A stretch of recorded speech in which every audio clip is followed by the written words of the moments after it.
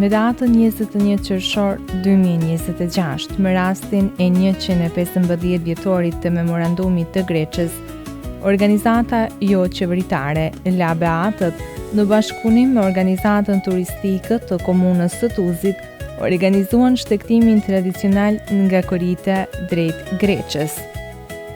Pjesëmarrës të moshave të ndryshme ju bashkuan këtij aktiviteti, nisja e të cilit u bën nga Korita për të vazhduar më pas drejt Greqës, nëpër një nga shtigjet më të bukura dhe më domethënëse të trevës sonë. Përgjatë rrugës, ata patën mundësinë të shijojnë peizazhet mbreslënse të bjeshkëve të nëmuna e kanjonit të Cemit, duke e shndruar këtë shtektim në një përjetim të veçantë mes natyrës, historisë dhe trashëgimisë kulturore. Greqia mbetet një vend ku kujtesa historike takohet me krenarinë kombëtare. Për këtë arsye, ky aktivitet nuk ishte vetëm një ecje në natyrë, por edhe një udhtim simbolik në gjurmët e atyre që më shumë se një shekull më parë artikuluan aspiratat e shqiptarëve për liri, të drejta dhe vetëvendosje përmes memorandumit të Greqës. Gjatë shtektimit, pjesëmarrësit patën mundësinë të mësojnë më shumë për historinë, gjeografinë dhe veçantitë e kësaj zone nga gjeografi Luiz Samaj. Përmes shpjegimeve dhe rrëfimeve të tij, ai njohu të pranishmit me karakteristikat natyrore të trevës, rëndësinë historike të Greqës, si dhe me ngjarjet që e kanë bërë këtë vend një pikë të rëndësishme në kujtesën kolektive të shqiptarëve. Kjo i dha aktivitetit një dimension edukativ, duke bërë shtektimin jo vetëm një përvojë në natyrë, por edhe një mundësi për të zgjeruar njohuritë mbi trashëgiminë e pasur të malësisë. Kuvendi i Greqës i vitit 1911 dhe memorandumi që doli prej tij konsiderohen ndër ngjarjet më të rëndësishme që i paraprin shpalljes së pavarësisë së Shqipërisë. Pikërisht në këtë vend më shumë se një shekull më parë, u hodhën themelët e një programi të përbashkët politik shqiptar, duke shënuar një moment të rëndësishëm në rrugtimin e popullit shqiptar drejt lirisë dhe pavarësisë.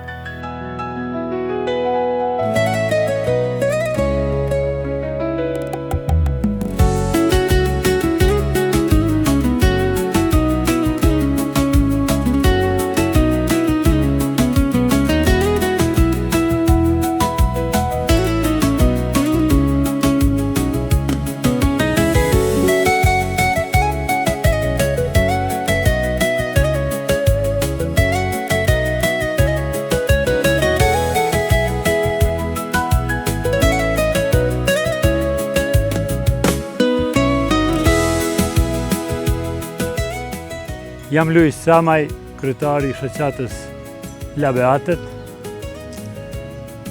Takimi i sotëm është me qëllim për ta shënuar përvjetorin e 115 të Kuvendit të Greqës.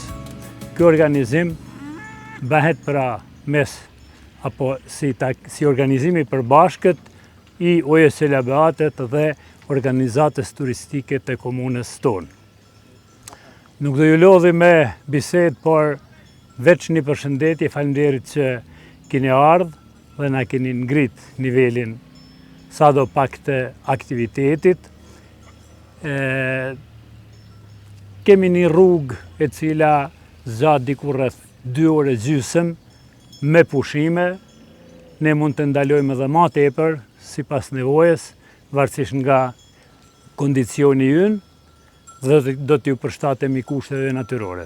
Megjithatë, shtegu është shumë i lehtë dhe i takon asaj kategorisë së ulët, të themi, më të lehtë, pra nëpër rrugica të shkelura, jo nëpër terren të thyer, nëpër hijena të ahishtave, në mbretërinë e natyrës virxër, të themi, kështu që këtë shteg mund ta kalojnë çdo kush. Megjithatë, nevojitet të nderohen disa rregulla të lëvizjeve në natyrë, pasi se gjithherë natyra paraqitet me sfida, ne asnjëherë s'na paraqit një sfide rrezikshme apo diçka një farë befasie e cila mund të na rrezikojë, për arsye se vetë natyra e shtegut është e atill, por nikosisht gjithherë nevojitet një vigilencë një kujdes i veçantë, ruaje veten, ashtu ruan edhe shokun.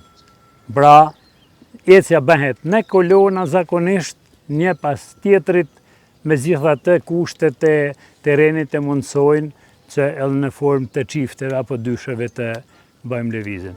Mirë se keni ardhur. Shpresojmë se do të kalojmë mirë si gjithherë dhe do të jem të kënaqur, pra si në aspektin e përjetimit të natyrës, ashtu në aspektin e asaj sepse po shënojmë një datë historike cila është apo ishte shumë e rëndësishme në atë kohë kur është organizuar për arsye se edhe ma voni ka parapri edhe pavarësisë dhe krijimit të shtetit shqiptar. Mirë se keni ardhur.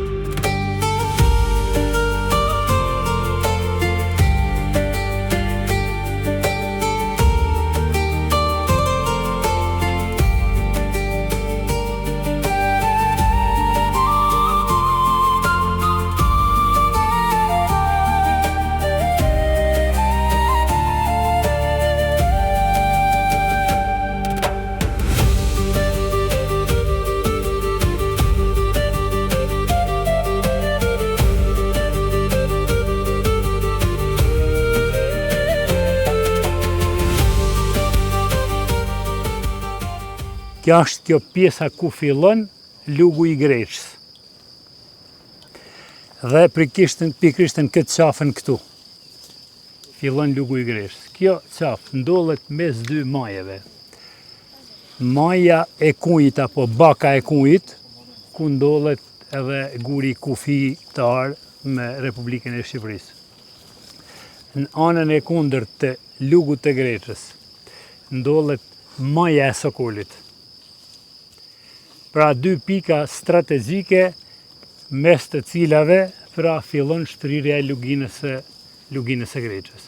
Përndryshe, kjo është një lugin apo lug akullnajor, apo vallov me këtë terminologjinë erozive, sepse në këtë zonë ndodhej një akullnaje male, e cila me ndryshimet e klimës ka filluar të lëvizin në 3 drejtime. Shumë interesante është konfiguracioni i këtij lokacionit. Një deg e asaj akullnaje vazhdon rrugën drejt luginës së Greqës, një deg tjetër vazhdon drejt Popratit. Dhe krahu i tret i asaj akullnaje vazhdon ka korita e kojës, që po i thonë, e Kuçit, që po i thonë tani. Pra, kjo korita e Kuçit tash, pasi që këto terminologjia ka ndryshua fatkeqësisht në damin tonë, shtrihet sot mes të Kazhenikut, na s'po e shohim Kazhenikun, por po e shohim helmin e Hotit. Në historiografinë e vjetër, edhe në hartografinë ushtarake të vjetër, helmit i thonë helmi i Hotit, jo helmi i Trieshit, apo i Kojës, apo i Kuçit, që po i thonë tani. Po ishte helmi i Hotit, sepse në rancë të tij ishin të banishtat edhe vendi lokacioni që dikur i takonte fisit të Hotit. Dhe pozicioni i kësaj plaje të koritës, është shumë interesante, pra, mes bakës së Kujit, mes Sokolit, mes Kazhenikut dhe mes helmit të Hotit. Dhe mes këtyre gjitha majeve shtrihej pra një akullnaj shumë e fuqishme, e cila është dukur diku parallet deri në 12.000 vjetë sipas gjeologëve, pra sipas historisë së të kaluarës së zhvillimit gjeologjik të tokës.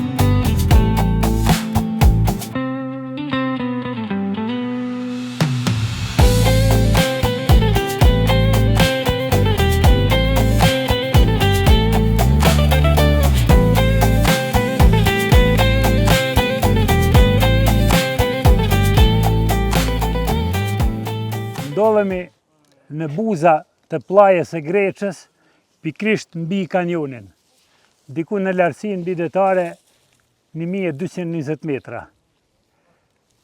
Pak mbi ne ndodhet vendi ku është bërë kuvendi i Greçës. Çka është karakteristike nga ky pikë vëzhgim? Pra shifet kanjoni i Cemit me një qasje të jashtëzakonshme nga perspektiva e shpendit. Pra do më thonë, ajo është një karakteristike e kanjonit të Cemit që e përcjell krejt kanjonin nga hymja në pjesën grykore, në vazhdim grykës kanjonike, pra buzave të Trieshit, buzave të Kelmendit, edhe deri tek praktikisht burimi i Cemit. Këtë mundësi nuk e ka kur një kanjon në rajon, e sigurisht se as në botë. Dhe kjo e bën shumë interesante kanjonin. Kjo strategji, kjo geomorfologji, kushtet klimatike edhe pedologjike kanë mundësua që kanjoni dhe pellgu i Cemit ta ketë një trashëgimi natyrore si asnjë kanjon apo hapësirë gjeografike tjetër. Studimet jashtëzakonshme në këtë kanjon, e në pjesën, sidomos në zonën e lugut të Smedecit, pra në zonën e Trieshit, i ka bërë Antonio Baldacci. Dhe lugun e Smedecit e ka quajtur Muze Botanik i Evropës, ku ekzistojnë qindra e qindra specie të rralla, endemike, relike, mjaltore, aromatike, shëruese. Dhe sigurisht, ma shumë se 1/3 e krejt florës së malit të zi ndodhet në kanjonin e Cemit në atë pjesën e lugut të Smedecit. As pak, ma pak të pasur asnjëna sto zona ku ndodhim edhe ne sot. Këto panorama nuk paraqiten kudo. Jemi fatbardh që ndodhen në territoret tona, jemi fatbardh që kemi mundësi t'i shikojmë, por fatkeqësisht jo mjaftueshëm. Ju falenderoj për pjesëmarrjen tuaj në këtë aktivitetin tradicional të OSL Beatet, që këtë organizim e ka bërë me mbështetje të organizatës turistike të Tuzit, për të cilët jemi mirënjohës. Në prapashpinën time, apo para jush, kemi një dukuri biogjeografike, që nuk paraqitet kudo, paraqitet veç në ato pozita si që është ky pozicion. Kemi pishën flamur. Pisha flamur është karakteristike për zonat ku era është intenzive dhe e vazhdueshme, e cila me intensitetin e vetë bën që kurora e bimës të shtrembrohet në drejtim të fryrjes së erës. Kjo dukuri paraqitet masovikisht në parkun kombëtar të Llogaras, në Republikën e Shqipërisë. Fatbarësisht e kemi edhe këtu pishën flamur. Edhe një dukuri tjetër, të cilën e ka krijuar njeriu. Këtu kemi një kavo, apo me këtë zhargonin ton një sajl, çeliku, që është montuar këtu në kohën e partisë, që nga plaja e Greçës, bujqit ta ulin sanën, por edhe drunt. Njëkohësisht, këtu në Greçë ndodhet edhe një xeherore. Dhe me këtë kavo është ulur lënda e parë nga plaja e Greçës deri në kanjonin atje tek shtrati i Cemit, ku ndodhej kooperativa dhe ndodhej infrastruktura e nevojshme për atë punë. Kjo është një datë historike shumë e rëndësishme për Malsinë e Madhe edhe për gjithë kombin shqiptar, Prandaj edhe na si OJC Labatet prej Tuzit, kem pas si detyrim dhe si qëllim që kjo datë historike të shënohet vit për vit dhe të mos harrohet, kështu që organizojmë shtektime malore ose hiking për çdo vit në këtë lokalitet. Për fat keq, 2 vitet e fundit për disa arsye jo shëndetësore dhe tjera, nuk kemi pas mundësi të vijmë, kështu që si mjetë e gjetme të shumë të logjikshme dhe të arsyeshme që ta rikthejmë traditë dhe mos të humbet kjo traditë dalja në Greqë. Por rëndësia e kuvendit Greqës është i paraprin pavarësisë Shqipënisë, sepse është një memorandum që i çohet ose një ultimatum i cili çohet perandorisë osmane me disa kërkesa të cilat shqiptarët e maleve i kërkojnë jo vetëm për vendet ku jetojnë shqiptarët në malsi, por edhe gjantësisht domethënë edhe për shqiptarët e tjerë në gjitha troje shqiptare, të cilat duhet të respektohen disa drejta si shkollimi, drejta e gjuhës dhe këto, edhe për cilat perandoria osmane rrepsisht nuk i ka leju dhe i ka parapri edhe kryengritjes malsisë 1911 dhe më vonë edhe i paraprin edhe pavarësisë Shqipënisë 1912. Kështu që këta burra janë krente e bajraqeve të Malsisë Madhe, janë mbledhur në këtë vend, kanë biseduar mbarvajtjen e kësaj dhe në qoftë se perandoria osmane nuk i plotson këto kërkesat e librit kuq, çfarë do bëhet më nej, normal që ka qenë edhe kryengritja e Malsisë si rezultat i kësaj. Sa jeni të kënaqur me pjesëmarrjen në këtë shtektim? Po vit për vit mbledhim shumë shtektar, shumë njerëz që i kanë qef natyrën. Si mjetë kem pas fat sepse është bashkangjitë edhe organizata turistike, kështu që edhe ata kanë pas shoqërinë e vet dhe njerëz të vet të cilit pjesën logjistike, domethënë pjesën e reklamës, kështu që si mjetë jemi ardhur një numër pak më të madh.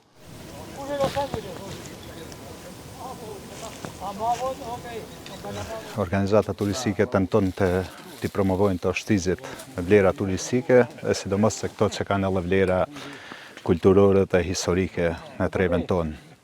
Ashtu që në bashkëbisedim me shoqatën e Labeadve, erdhëm deri te një përfundim se do të ishte mirë se bashkë të organizojmë këtë vit shtektim në Greqë, me të thënë se unë isha disa vite më përpara në organizimin e tyre më pëlqeu si rrugë, si udhtim, si histori, si traditë jona. Ashtu që e futëm këtë vit në plan programin tonë dhe ja ku jemi mbi 35 persona, kemi dalë, shikojmë bukuritë natyrore, vlerat historike e të gjitha këto shoqërimin e kështu me radhë. Jeni kënaqur ju si organizatë turistike me numrin e pjesëmarrësve?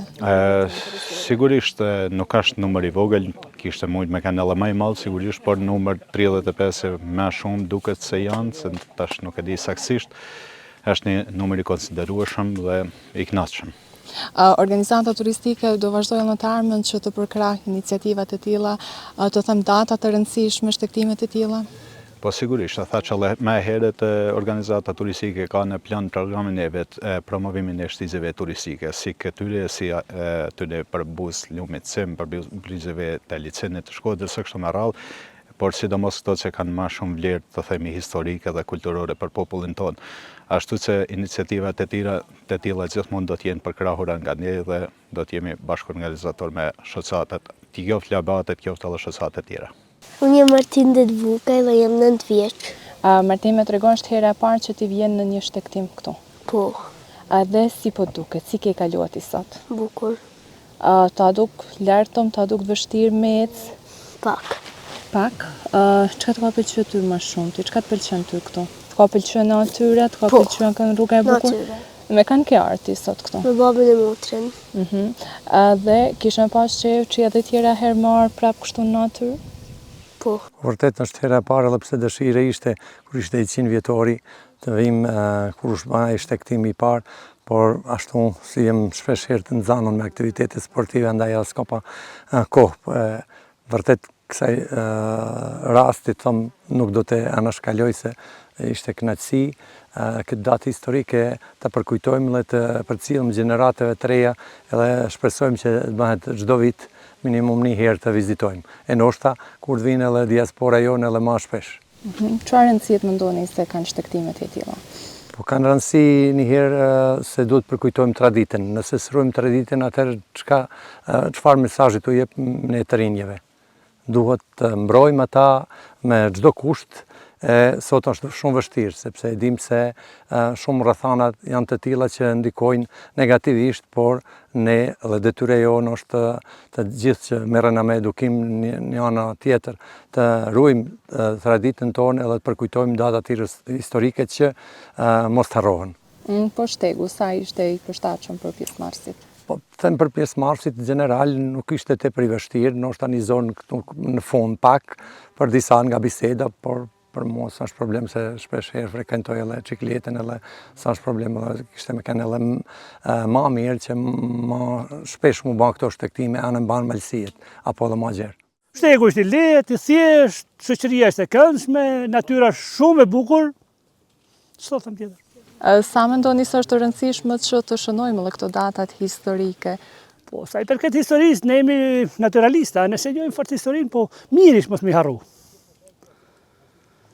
Pak për rinin, që mi e nxjerrë natyrë, që mi e largu prej elektronikës, edhe pak edhe për ne në kohë mesme me dalë natyrë shëndet. Benefitin që e fiton natyrë, nuk ka ilaçe që ta japin.